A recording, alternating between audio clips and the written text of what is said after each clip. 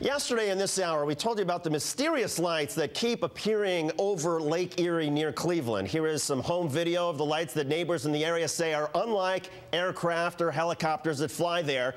And last night, for the 8th night in a row, they said these lights were back, appearing around 7:30 p.m. and lasting about 2 hours. NASA has a lab in Cleveland called the Glenn Research Center. They test rockets and various aircraft, but say they haven't done any testing this week. A Pentagon official told me the U.S. military has not been testing anything recently in that area. And the FAA acknowledges the light pattern seems different from commercial flight paths in the area. So what on earth is going on?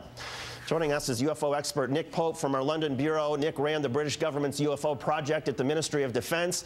Nick, first of all, what do you make of what we're all hearing from Cleveland? 8 days, the lights seem to be similar, but they look unlike anything that people have ever seen.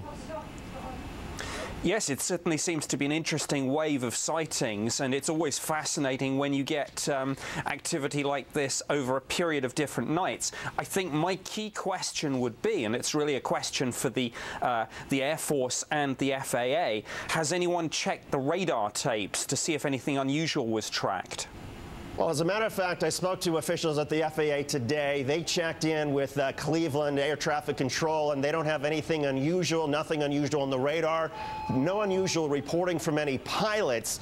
Is it possible that maybe this is some sort of a helicopter or a rescue service from one of the Cleveland hospitals that people east of the city are looking at a little bit differently?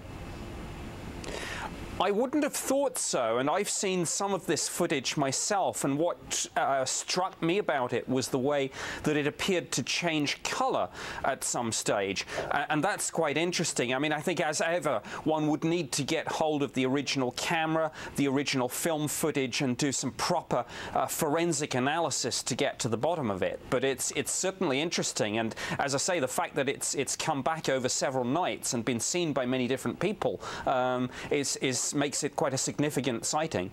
Well, and as far as the analysis of the film, we intend to do just that, and it's now several people. We're being told that because this has been happening night after night, people are now gathered on the beaches along Lake Erie near Euclid, Ohio, where this kid first saw it. And apparently, again, for 8 nights in a row, it happens about each night between 7 and 7:30 in the evening. The lights stay up for about 2 hours. Sometimes they dim, sometimes they get brighter, sometimes they move up, they move to one side, and then they eventually disappear. What do you make of it all?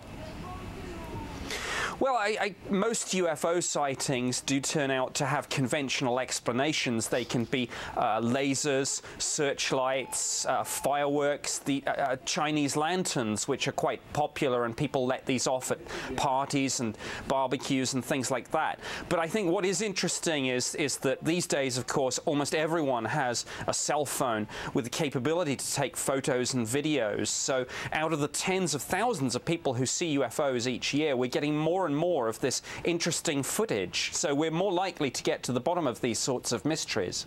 Well, we certainly hope to get to the bottom of this one. Nick Pope from London, thank you so much, Nick. We will keep you posted on how things go over here. We appreciate it.